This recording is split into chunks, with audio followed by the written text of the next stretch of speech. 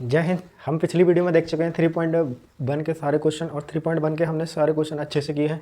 वहाँ पर हमने सीखा कि ग्राफीय विधि क्या होती है और ग्राफीय विधि से हम क्वेश्चन को कैसे सॉल्व करते हैं। उससे पहले वाली वीडियो में हमने सीखा कि समांतर रेखाएं क्या होती हैं, प्रतिच्छेद रेखाएं क्या होती हैं और संपाती रेखाएं क्या होती हैं। इन्हें हम कैसे पहचानते हैं और कैसे निकालते हैं। अगर दो समीकरण हमें दे रखे हैं तो हम कैसे निकाल पाएंगे कि वो समांतर रेखाओं के समीकरण है या प्रतिच्छेद रेखाओं के समीकरण है या संपाती रेखाओं के समीकरण है। ये हम पिछली वीडियो में अच्छे से देख चुके हैं। आज हम देखेंगे 3.2 के सारे क्वेश्चन और 3.2 के पहला ही क्वेश्चन हमारा क्या है। पहला क्वेश्चन है, ये रहा तुम्हारा स्क्रीन पे। पहला क्वेश्चन क्या है कि भाई एक कक्षा है, कक्षा 10, और कक्षा 10 में क्या है, गणित की एक परीक्षा हो रही है। उस परीक्षा में 10 विद्यार्थी भाग लेते हैं और विद्यार्थी का मतलब है कि लड़के भी हैं और लड़कियां भी हैं। तो 10 विद्यार्थी हैं, मैथ की परीक्षा हो रही है, उसमें लड़कियां भी हैं और लड़के भी हैं। टोटल संख्या कितनी है लड़के और लड़कियों की? 10। और वो कह रहा है कि जो लड़कियों की संख्या है वो क्या है, लड़कों से 4 अधिक है। तो मैंने ये समीकरण बना रखी है। देखो, लड़के की संख्या क्या है, x। हमने यहाँ पर मान रखा है कि जो लड़के की संख्या है वो क्या है, x, और लड़कियों की संख्या क्या है, y। अगर लड़का और लड़की दोनों की संख्या को हम जोड़ दें तो वो किसके बराबर है, 10 के बराबर। क्योंकि हमने क्वेश्चन में बता दिया है क्वेश्चन में कि लड़का तथा लड़की दोनों की संख्या टोटल कितनी है, 10। तो लड़का प्लस लड़की टोटल संख्या कितनी है, 10। फिर अगले जो प्रश्न कह रहा है वो प्रश्न ये कह रहा है कि लड़कियों की संख्या यानी कि बाई, क्योंकि हमने लड़कियों की संख्या क्या मान रखी है, बाई, यानी कि लड़कियों की संख्या जो है वो लड़कों की संख्या से 4 अधिक है। अब आप लोग सोच रहे होंगे कि लड़कियों की संख्या अधिक है तो लड़कों की संख्या में 4 क्यों जोड़े हैं, है ना। तो तुमने तराजू देखी है, तराजू किस साइड भारी हो, जैसे तराजू के 2 पल्ले होते हैं, ठीक है, 2 बाट रखने वाले पल्ले होते हैं। अगर मान लीजिए तराजू ऐसे है, कैसे है, ऐसे, इस टाइप से, इसका मतलब क्या है, इस पल्ले में जो वजन है वो क्या है, कम, और इस पल्ले में क्या है, वजन ज़्यादा। अब मैं इसे बराबर करना चाहता हूँ, क्या करना चाहता हूँ, बराबर। जब आप इसे बराबर करना चाहते होंगे तो इस पल्ले में वजन रखेंगे या इस पल्ले में, क्योंकि अगर इसमें रखा हमने तो ये और टेढ़ा हो जाएगा। फिर तो अगर हमें बराबर करना है तो इधर ज़्यादा है ना, तो इसे बराबर करने के लिए हम क्या करेंगे, इधर वाले पल्ले में वजन रखेंगे जिससे कि दोनों क्या हो जाए, बराबर। और जैसे बराबर होंगे तो ये क्या हो जाएगा, एकदम सीधा, ठीक है। तो ऐसे ही ये क्या थी, हमारी ज़्यादा थी, और ये क्या थी, x कम था, मतलब लड़कों की संख्या क्या थी, कम। किससे, लड़कियों की संख्या से। तो हमें इधर जोड़ने चाहिए, इधर जोड़ेंगे तभी तो बराबर होगा, ठीक है। तो ये हमें हल करना है। देखो, इसे हल हम प्रतिच्छेद विधि से भी कर सकते हैं, विलोपन से भी कर सकते हैं, लेकिन क्वेश्चन में क्या कहा है, क्वेश्चन में कहा है कि भाई इसे हल करो कौन सी विधि से, ग्राफीय विधि से। तो ग्राफीय विधि से कैसे हल करेंगे, देखो कैसे हल करेंगे। देखो, समीकरण 1 में हम क्या कर रहे हैं, x बराबर 0 रखने पर एक बार x बराबर 0 रखेंगे और एक बार y बराबर 0 रखेंगे। x बराबर 0 रखेंगे तो 0 प्लस y बराबर 10, यानी कि y का मान कितना आ गया हमारे पास, 10। देखो यहाँ पर हमने x बराबर 0 रखा, y का मान कितना मिल गया, 10, यानी कि हमारे जो इस समीकरण के बिंदु हैं वो बिंदु हमें क्या मिल गया, 0,10। अब समीकरण 1 में ही हम फिर से क्या करेंगे, समीकरण 1 में अभी x बराबर रखा था, अब y बराबर 0 रखने पर, अब y बराबर 0 रख दो तो x प्लस y की जगह क्या रख देंगे, 0 बराबर 10, यानी कि x का मान कितना मिल गया, 10। तो यहाँ पर बिंदु क्या होंगे, x का निर्देशांक पहले लिखते हैं और y का निर्देशांक बाद में लिखते हैं, ठीक है। तो x का निर्देशांक कितना है, 10, y का निर्देशांक क्या है, 0। यहाँ पर भी हमने x का निर्देशांक पहले लिखा, y का बाद में।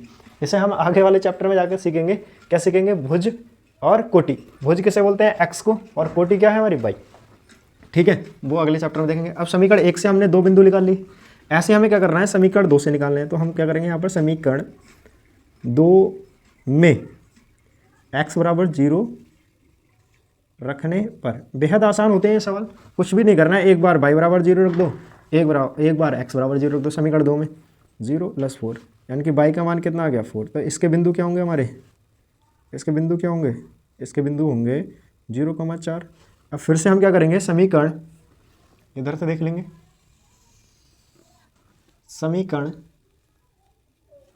2 में x बराबर 0 रख लिया, एक बार अब क्या करेंगे, 2 में y बराबर 0 रखने पर, y बराबर 0 रख देंगे समीकरण 2 में।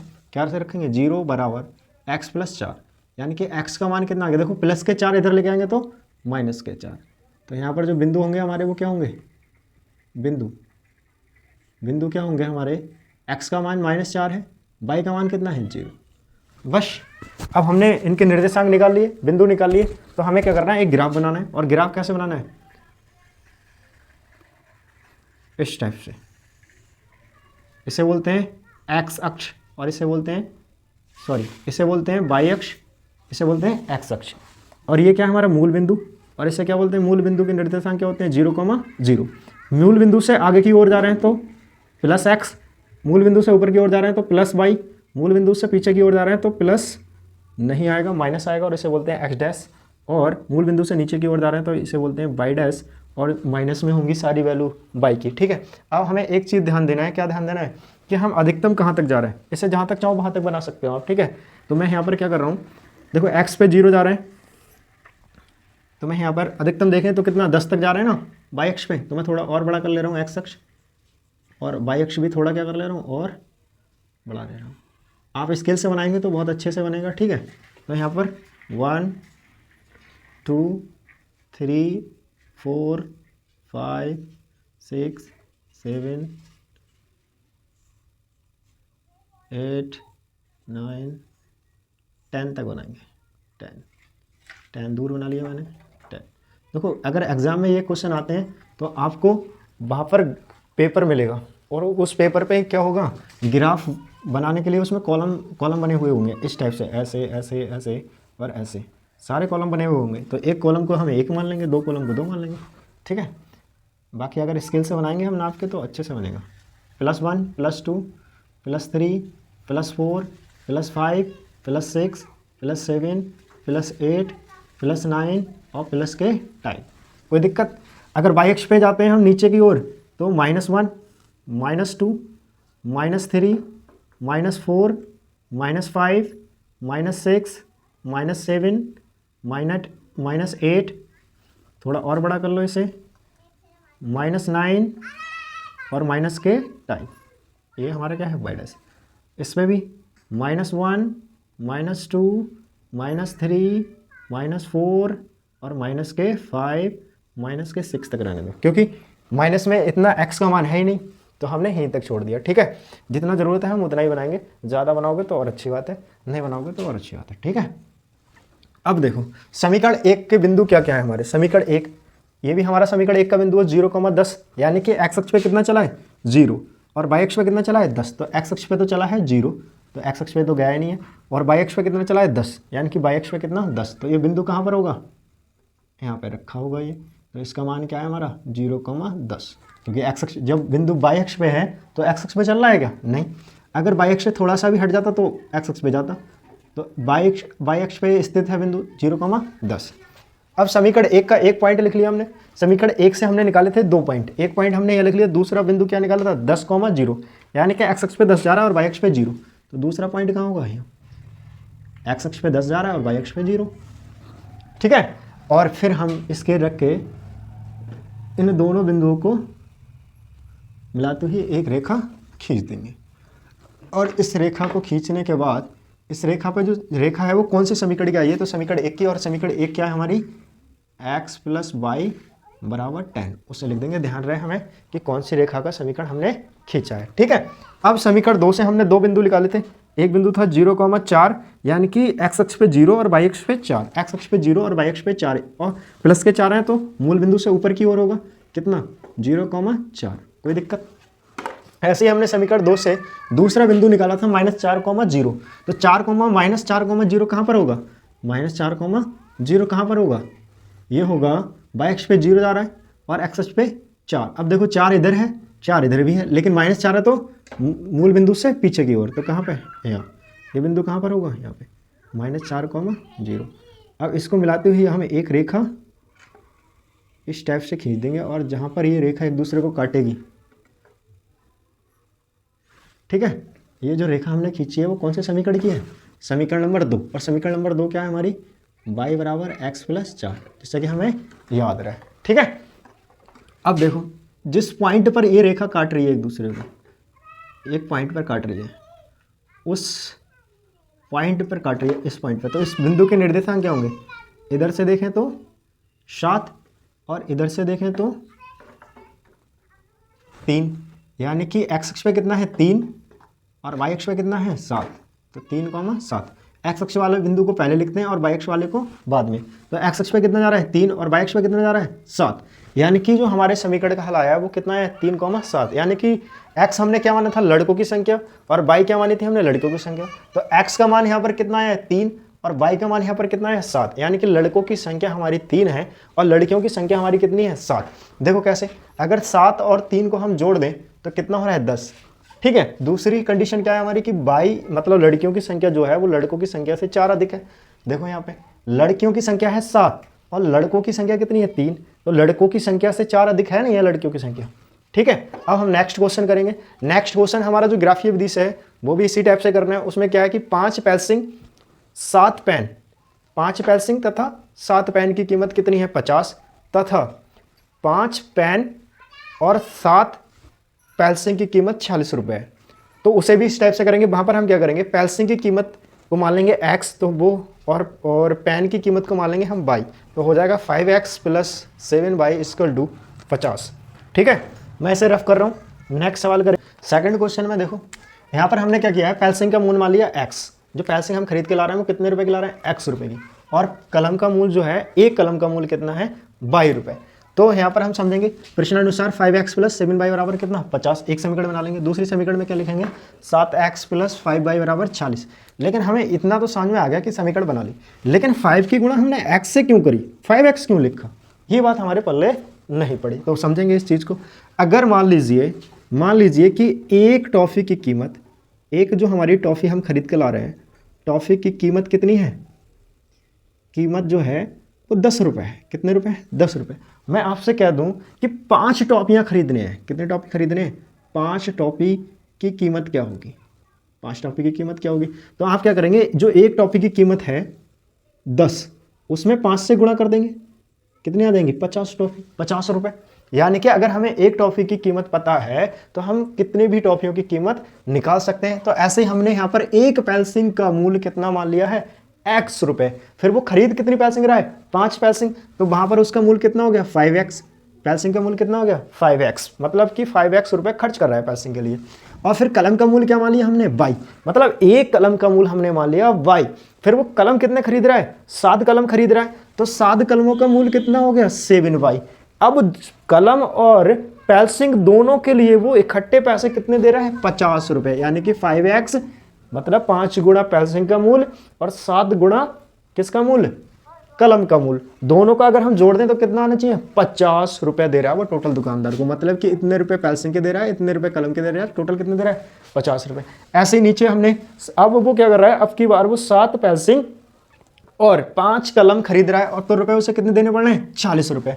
ठीक है, तो इस हिसाब से इन्होंने समीकरण बनाई हैं और इन समीकरणों को हम क्या करेंगे, सॉल्व करेंगे। लेकिन कौन सी विधि से, ग्राफीय विधि से। देखो ग्राफीय विधि से सॉल्व करने के लिए मैंने आपको बताया था कि समीकरण एक में एक बार x बराबर 0 रख लेते हैं, एक बार y बराबर 0। अब ये हर जगह जरूरी नहीं है कि x बराबर 0 रखो, y बराबर 0 रखो, आपका जो मन करे वो रख सकते हैं आप। एक मन कर रहा है 1 रखो, 2 रखो, 3 रखो, लेकिन हमेशा हमें ऐसा मान रखना है कि हम जो भी मान रखें वो मान रखने के बाद, जैसे मैं x बराबर 0 रखता हूँ, इस समीकरण में क्या रखता हूँ, मैं कह रहा हूँ x बराबर 0 रखो। समीकरण एक में x बराबर 0 रखने पर जैसे हम x बराबर 0 रखेंगे तो 5 गुणा 0 प्लस 7y बराबर 50। ठीक है, यानी कि ये तो पद हो जाएगा 0 प्लस 7y बराबर कितना 50, यानी कि 7y बराबर कितना 50, यानी कि y बराबर कितना 50/7। अब ये 7 से कट जाएगा 50, नहीं कटेगा ना, 7 से नहीं कटेगा। तो हमें x का मान ऐसा चुनना है। देखो हो तो ऐसा भी जाएगा कि भाई 7 से इसे काटेंगे, लेकिन पॉइंटों में आएगा और पॉइंटों में हमें ग्राफ बनाने में दिक्कत आएगी, इसलिए हम ऐसा मान रखते हैं x और y का। x का मान यहाँ पर ऐसा रखेंगे जिससे कि जो y का मान है वो क्या निकले, एक पूर्ण संख्या निकले, यानी कि एक पूरी संख्या निकले, यानी कि वो 7 से पूर्णतः क्या हो जाए, डिवाइड हो जाए। तो यहाँ पर हम ये x बराबर 0 नहीं लेंगे, तो x बराबर क्या लें, तो सोचेंगे x बराबर क्या लें, सोचो, थोड़ा बुद्धि पे लोड डालेंगे कि x बराबर हम इस समीकरण एक में क्या रखें जिससे कि y का मान जो है वो एक पूर्ण संख्या रखें। नहीं देखो, अगर हम यहाँ पर x बराबर 1 रखते हैं तो 5 उधर जाएंगे, 45 बचेंगे, 45 7 से कटते नहीं है। ठीक है, अगर हम x बराबर 2 रखते हैं तो 2 उधर जाएंगे, 40 बचेंगे, मतलब 5 दूनी 10, 10 उधर जाके घटेंगे, कितने बचे 40, और 40 7 से नहीं कटते।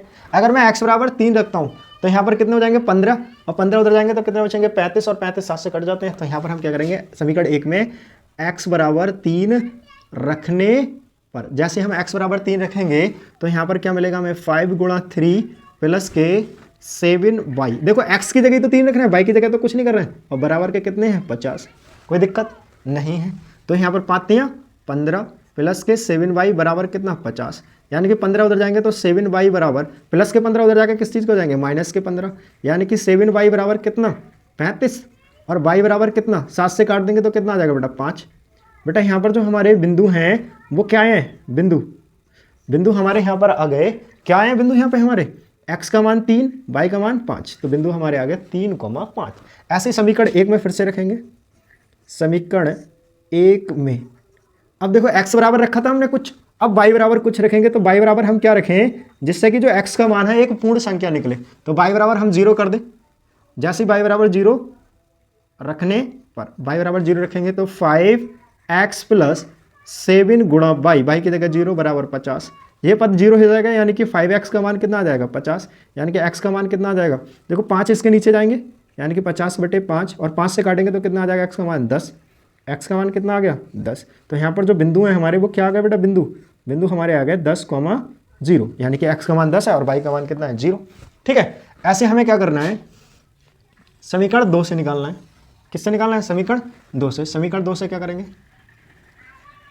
समीकरण 2 में हम क्या करेंगे, देखो अब इसमें भी हमें x का मान ऐसा रखना है जिससे कि y का मान क्या निकले, एक पूर्ण संख्या निकले, तो बड़े सोच समझ के रखना है हमें। तो x बराबर क्या रखें यहाँ पर, जिससे कि जो y का मान है वो क्या निकले, एक पूर्ण संख्या लिखे। अगर देखो अगर हम x की जगह 0 रख देते हैं तो ये वाला पद 0 हो जाएगा और 5 उधर जाएगा तो 46/5 आ जाएंगे, जबकि 5 से 46 कटते नहीं है, 5 से 46 कटते नहीं है। और जब 5 से 46 नहीं कटेंगे तो कैसे करेंगे, अगर हम x की जगह क्या रखें, फिर x की जगह 1 रखते हैं तो x की जगह 1 रखेंगे, 47 उधर जाएंगे मतलब 7 उधर जाएंगे, 46 में से 7 घटाएंगे तो कितने बचेंगे 39, और 39 भी 5 से नहीं कटते हैं। अगर 2 रखते हैं तो कितना जाएगा 7 दूनी 14, फिर भी नहीं कटेगा। 3 रखते हैं 21, हाँ तो x बराबर हम कितना रखेंगे बेटा, यहाँ पर x बराबर रखेंगे 3, रखने पर x बराबर कितना 3, तो यहाँ पर कितना आ जाएगा बेटा x 7 गुणा 3 प्लस के 5y बराबर 46, यानी कि 5y बराबर कितना 46 माइनस 21, और 21 को हम जैसे कटाएंगे 46 में से तो बचेंगे हमारे पास कितने 25, y बराबर कितना आ जाएगा 5 इधर जाएगा, 25 को काटेंगे तो कितनी बार जाएगा 5 बार, तो y का मान कितना आ गया 5। तो यहाँ पर जो हमारे बिंदु होंगे वो क्या होंगे हमारे जो बिंदु होंगे वो 3,5, कितने होंगे 3,5, कोई दिक्कत नहीं है। ऐसे हम क्या करेंगे, समीकरण 2 में हमने x बराबर रख लिया एक बार, अब समीकरण 2 में हम y बराबर रखेंगे। समीकरण 2 में हम क्या करेंगे, y बराबर रखेंगे, समीकरण 2 में y बराबर। अब y बराबर क्या रखें हम, जिससे कि एक जो x का मान आए वो क्या आ जाए, एक पूर्ण संख्या आ जाए, तो y बराबर हम क्या रखेंगे 0। देखो समीकरण 2 में y बराबर 0 करेंगे तो ये वाला पद हमारा क्या हो जाएगा 0, और 7x बचेंगे, 7 उधर जाएंगे तो 46 को काट सकते हैं 7, नहीं काट सकते। क्या कर सकते हैं, नहीं काट सकते। 7 छंग 42 होते हैं तो 46 कैसे कट जाएंगे, तो 46 नहीं कटेंगे, तो हमें y का मान ऐसा रखना है जिससे कि इसे पूर्णतः कट सके। तो y का मान हम कितना रखें जिससे ये पूर्ण संख्या कट जाए। अगर y का मान अगर हम 1 रखते हैं तो 5 इधर जाएंगे तो कितना बचेंगे 41 तो कटते नहीं है 7 से। अगर 2 हम क्या करेंगे माइनस भी रख सकते हैं हम, ठीक है, तो माइनस के 2 रखेंगे। जैसे हम माइनस के 2 रखेंगे यहाँ पर तो 7x प्लस के 5 गुणा -2, y की जगह कितना -2 और बराबर कितना 40, ठीक है। तो 7x प्लस माइनस के 5 दूनी 10 बराबर के 40, माइनस के 10 उधर जाएंगे तो प्लस के, तो 7x बराबर 40 प्लस 10 कितने हो गए 7x बराबर 40 और 10 कितने हो गए 56, और x बराबर 56/7, 7 से काट देंगे 7 8 56, तो x का मान कितना आ गया 8। तो यहाँ पर जो बिंदु हैं हमारे वो क्या होंगे बेटा, बिंदु हमारे क्या होंगे 0 नहीं। x का मान कितना रखा है हमने, x का मान आया है 8 और y का मान कितना रखा है -2। बस इतना करने के बाद हम इधर क्या बना लेंगे, ग्राफ बना लेंगे। और ग्राफ कैसे बनाएंगे, देखो समझो ग्राफ कैसे बनाएंगे, यहाँ पे इस टाइप से ग्राफ बनाएंगे। ये हमारा क्या है y अक्ष और ये हमारा क्या है x अक्ष, ठीक है, और ये x डैश और ये y डैश, कोई दिक्कत नहीं है। तो समझेंगे एक चीज़, क्या चीज़ समझेंगे, x अक्ष पे लिख लेंगे। अब ये क्या है हमारा मूल बिंदु से आगे की ओर जाते हैं तो +1 +2 +3 +4 +5 +6 +7 +8 और +9। तो मैं उधर दिखाई नहीं दे रहा होगा, मैं ये क्वेश्चन मिटा रहा हूँ, ठीक है, और मैं खाली इसके निर्देशांक लिख ले रहा हूँ यहाँ पर। इस जो समीकरण के निर्देशांक आए हैं वो बिंदु आए हैं वो कितने कितने आए हैं, दूसरी समीकरण के बिंदु दूसरी समीकरण के बिंदु जो हमारे हैं वो मैं इस साइड लिख ले रहा हूँ, कितने हैं 3,5 हैं तथा 8,-2 हैं। ठीक है, और बाकी ये मैं क्वेश्चन मिटा दे रहा हूँ क्योंकि हमें यहाँ पर क्या बनाना है, ग्राफ। ठीक है, ग्राफ कैसे बनाएंगे देखो, अब बनाते हैं ग्राफ अच्छे से एकदम। ये हमारा एक्स डैश, ये वाई डैश, और ये वाई डैश, और ये एक्स डैश, ये एक्स अक्ष, ये वाई अक्ष, ये मूल बिंदु से ऊपर की ओर प्लस वाई, नीचे की ओर माइनस वाई, आगे की ओर प्लस एक्स और पीछे की ओर माइनस एक्स।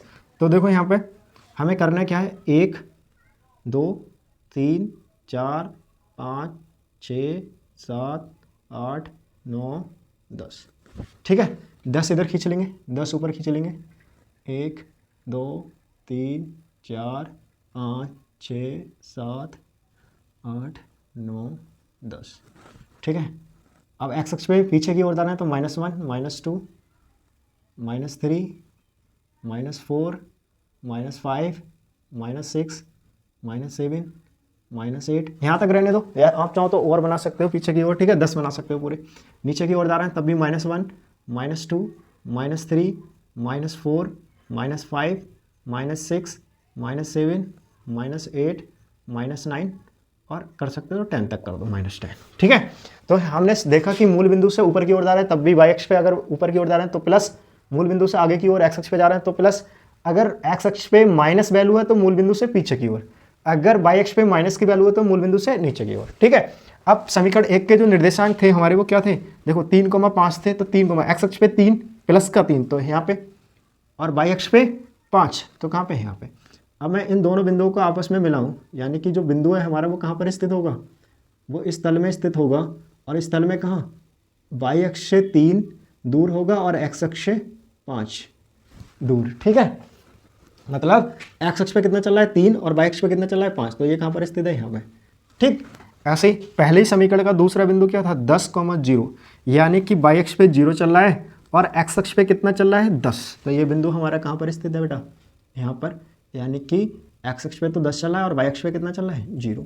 अब मैं इन दोनों बिंदुओं को मिलाते हुए एक रेखा खींच देंगे एकदम सीधी, स्केल रखा है एकदम सीधी हुई रेखा खींचने है। ठीक है, स्केल से एकदम सीधी, और इस रेखा, एक रेखा कौन से समीकरण की है भाई, समीकरण 1 की, तो इस समीकरण 1 को हम ऊपर लिख देंगे क्या, 5x + के 7y = के 50, जिससे कि हमें याद रहे कि हमने कौन सी बिंदुओं की रेखा खींची है या कौन सी समीकरण की रेखा खींची है, तो उस रेखा पे हम समीकरण को लिख देंगे। ठीक है, ऐसे हमारे जो दूसरी समीकरण थी उसके निर्देशांक मैंने इधर लिख लिए थे, उसके निर्देशांक क्या है 3,5, यानी कि एक्स अक्ष पे कितना चल रहा है 3 और वाई अक्ष पे कितना चल रहा है 5, तो एक्स अक्ष पे +3 और वाई अक्ष पे कितना 5, तो ये दूसरे समीकरण के भी बिंदु यहीं पे होंगे।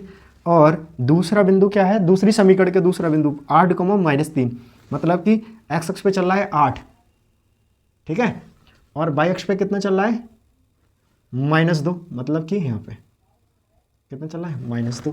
ठीक है, वाई अक्ष पे कितना चल रहा है -2, यानी कि ये जो हमारे निर्देशांक हैं वाई अक्ष पे तो चल रहा है -2 और एक्स अक्ष पे कितना चल रहा है 8, तो यहाँ पर यही तो होगा ये बिंदु, एक्स अक्ष पे 8 चल रहा है और वाई अक्ष पे -2, तो कहाँ पर स्थित है यहाँ पे, क्योंकि एक्स अक्ष पे कितना चला 8 और वाई अक्ष पे कितना चला 2, तो ये कहाँ पर स्थित होगा, यहाँ एक्स अक्ष से 2 सेंटीमीटर दूर।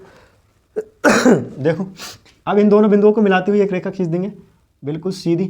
अगर रेखा टेढ़ी बेढ़ी खींचोगे तो आंसर भी हमारा कैसा आएगा, टेढ़ा टेढ़ा आएगा।